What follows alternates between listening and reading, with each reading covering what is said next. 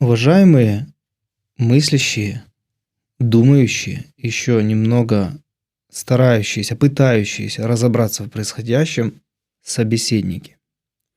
Скажите, пожалуйста, неужели после просто хотя бы вот этих двух последних обстрелов, я имею в виду обмен, сколько их уже было, ну вот мы берем последние, удар по Старобельску, удар по Киеву, как бы великий удар возмездия, неужели не видно, что российская сторона не воюет с украинским военным и политическим руководством? На 5-м годе войны. Скажите, пожалуйста, еще те, кто способны думать. Вы видите или не видите, что не ведется война с военным и политическим руководством как Украины, так и России? Правда, кроме все-таки просто факты вещь упрямая, 15 военных генералов России уничтожены. Тут будет надо, наверное, сделать поправку, конечно же, что я не владею достоверными фактами. У меня только гипотезы касательно того, кто организовал и исполнил эти ликвидации на территории России. Но совершенно очевидно, что ответных мер не предпринимает Россия. Россия не ликвидирует, не арестует и даже не подвергает риску за 4 полных года и начало 5-го года войны украинское военное и политическое руководство. Так это что за война такая? И маломальски у думающих людей немножко начинает закрадываться мысль, что война-то какая-то лживая. Что если даже мы возьмем, я много раз приводил это в своих передачах, иранский конфликт, что 1,5 года назад, в феврале 2025, получается, года, была ликвидирована часть высшего руководства страны сразу первых ударов, что в 26 году была ликвидирована вся верхушка практически, потом переназначили по-новому. Но самое главное, что самый верховный лидер был ликвидирован. И никаких угрызений там совести, потому что там, видите ли, война и все дела. А здесь тогда что? Если не пытается Россия, а более того, за ручку там здоровалась в первые дни, первые месяцы в Турции, с арахами улыбались. И 5-й год по мирным жителям. С последующими рассказами, что это ПВО, это все понятно, все эти, да, хорошо. Где победа? Эта война не для победы. Более того, по-пропагандистски, конечно, Украина в лице Зеленского скажет, что это война для победы Украины, звільнить территории, все дела вот это. В лозунгах это так. Где реальные попытки победить? Значит, если эта война просто по факту, просто 5-й год это длится, не для победы и не против руководства, то против кого она ведется? Ни у кого не возникает гипотез на этот счет.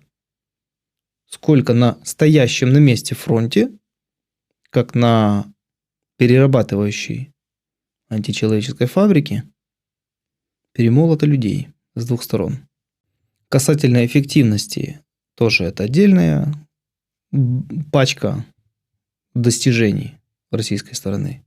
Демилитаризация, денацификация, то есть это все приобрело несравнимых просто масштабов по сравнению с началом войны. Но абсурд, вершина абсурда – это сегодняшнее заявление Минобороны РФ. Не напрямую Минобороны, а, значит, председатель Государственной Думы по обороне, Комитета Государственной Думы по обороне Андрей Картополов. Сейчас он вроде как числится и заместителем министра обороны. Значит, Картополов пояснил, что Верховная Рада не является центром принятия решений, поскольку депутаты не контролируют войска, не определяют, куда и когда наносить удары. То же самое можно сказать и об офисе президента Украины. Верховная Рада и офис президента Украины не относятся к центрам принятия решений. Ну, тут можно занавес, и что там, похоронную, какую-то марш, что-то сыграть надо. Это... А что это было тогда, вот это все? Обстрел этот был. По кому, почему? По базарам, Лукьяновским рынкам, все скоро рынки. Все центры райцентров скоро. По центрам райцентров. Во-первых, на 5-м году войны только это поняли. То есть это вершина и предел цинизма, вранья, лжи. Конечно же, своим людям, своим гражданам. И я дохожу до точки, где я ставлю, хочу зафиксировать вот ту психическую нагрузку, под которой живет человек, который в этом всем участвует. Человек, простой, трудящийся человек по обе стороны фронта, которого измотали ненавистью. Идет самый масштабный обстрел за всю историю войны. На него тратят $1 миллиард за ночь. $1 миллиард. Чтобы потом выйти и сказать, так а там нет центров принятия решений. За каких надо держать идиотов людей? Чтобы, во-первых, вообще с этим позором выйти и сказать это вслух. Значит, для чего тогда эти удары? Кроме как для того, чтобы загнать людей в чувство беспросветной ненависти друг друга, чтобы разжигать костер мировой войны и чтобы при этом еще и заявить, что эти центры принятия решений за пределами Украины, как будто бы это было непонятно. Но никаких смелых поступков в этом смысле, конечно же, не будет совершено. То есть никто не будет бить по центрам принятия решений, потому что просто площади Варшавы, Вены и Женевы – это не центры принятия решений. Центры принятия решений – это информационно-организационные узлы большой наднациональной сети, которая называется Фининтерн, хозяева денег там, по-конспирологически. Но это не просто площадь города, или тем более штаб сухопутных войск Украины ночью, в котором никого нет. Поэтому именно лживость этой войны выбивает почву из-под ног у человека. И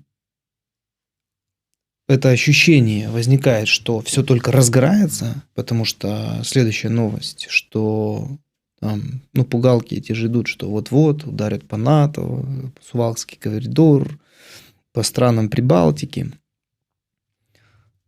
Конечно же, ситуация требует фактов. Фактов у нас микроскопическое количество. Не хочется обсуждать слухи и пугалки. Но фактом точным является то, что у человека выбивают из-под ног почву, равновесие, загоняют его в состояние того, что он ничего не понимает.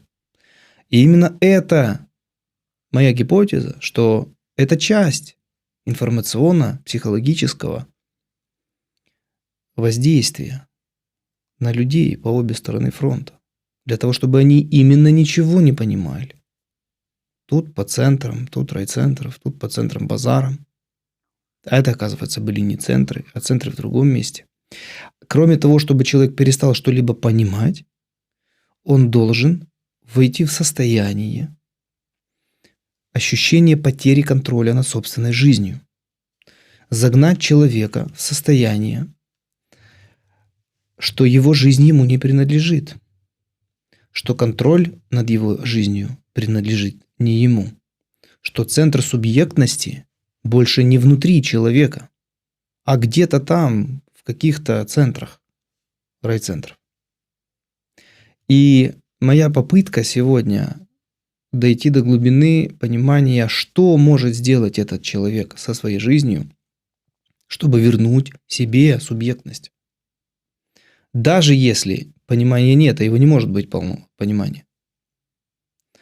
Даже если какие-то люди принимают решения о начале большой войны в Европе, можно ли вернуть центр субъектности внутрь себя при этих обстоятельствах непреодолимой силы внешне? И можно ли вернуть контроль над своей жизнью? Напоследок я скажу лишь направление, потому что я не психолог, но я к помощи психологам обращаюсь часто. И есть 2 обязательных шага по возвращению субъектности внутрь себя и контроля над своей жизнью. Разумеется, что первое, нужно снизить уровень стресса. Этот стресс нужно снять. Это техники саморегуляции, техники не саморегуляции, если не получается, не знаете этих методик, обратиться к специалистам. И первое, конечно, это просто снизить уровень стресса. Особенно если он перманентный, повторяющийся. Это вполне конкретные телесные практики и есть механизмы. То есть нужно себя обезопасить. В первую очередь снизить стресс, обезопасить. После этого, не отворачиваясь от пугающей повестки дня, а я настаиваю на том, что ясное дело, что если совсем стресс, то это травматично, даже узнавать какие-то либо новости. Но после преодоления стресса, отворачивание полностью от того, что мы, люди, нас окружали в этом мире, это, конечно, безответственность. Потому что знать и что-то с этим делать намного более здоровая и взрослая позиция, чем самоустраниться и сказать, меня это не касается. Поэтому, да, отворачиваться нет смысла, но нужно удержать золотую середину, не погружаться в этот медиатоксикоз, а выстраивать свою ежедневную рутину. Вспоминая предельные ситуации, которые писал Виктор Франкл в своих работах, когда он даже в условиях концлагеря, когда, казалось бы, вообще даже волос не принадлежит ему в этом месте, и контроль над его жизнью полностью находится за пределами его личности. Конечно, я утрированный пример привожу, крайний. Но даже в тех ситуациях он описал способность и спастись через вот эту рутину, концентрацию фокуса внимания на своих действиях. На том, что я могу делать прямо сейчас. Он вернул контроль над своей жизнью, в кавычках, наверное, над частью, или, может быть, даже иллюзию контроля, но эта иллюзия его спасла. Не повредиться умом и выжить. Там было так описано в книге у него. Он наблюдал за степенью выживаемости, и первыми, по его описаниям, погибали те, кто думали, что это сейчас все быстро закончится. Вот сейчас вот пройдет, просто вот надо переждать. Вторыми ломались те, кто говорили, это никогда, все, это вот тотальное уныние, тоска, все, ничего не получится, мы отсюда не спасемся. И самая выживаемая группа была людей, которые не задавали себе таких вопросов, а концентрировались на моменте, выполняли то, что надо прямо здесь и сейчас. И еще раз говорю, это, конечно, крайний, предельный пример. Не дай бог, ничего подобного пусть не повторится. Но для того, чтобы взять этот образ и сказать себе, ну, я-то не в концлагере, значит, сильно большее количество вещей, параметров жизни напрямую досягаемы моему контролю. Но это после того, как стресс снят. Сначала безопасное место, снятие стресса, потом вот это выстраивание этой ежедневной рутины. Значит, с самых простых шагов. Зубную щетку я контролирую, зафиксировала, зарегистрировали в сознании. Вот кровать застилаю. О, кровать моя под контролем. Смотрите, зубная щетка и кровать уже под моим контролем. Часть жизни – это факты под моим контролем. Такие простые части, как застелить кровать. Тем не менее, даже если это кровать в центре беженцев. И так постепенно возвращается контроль над своей жизнью.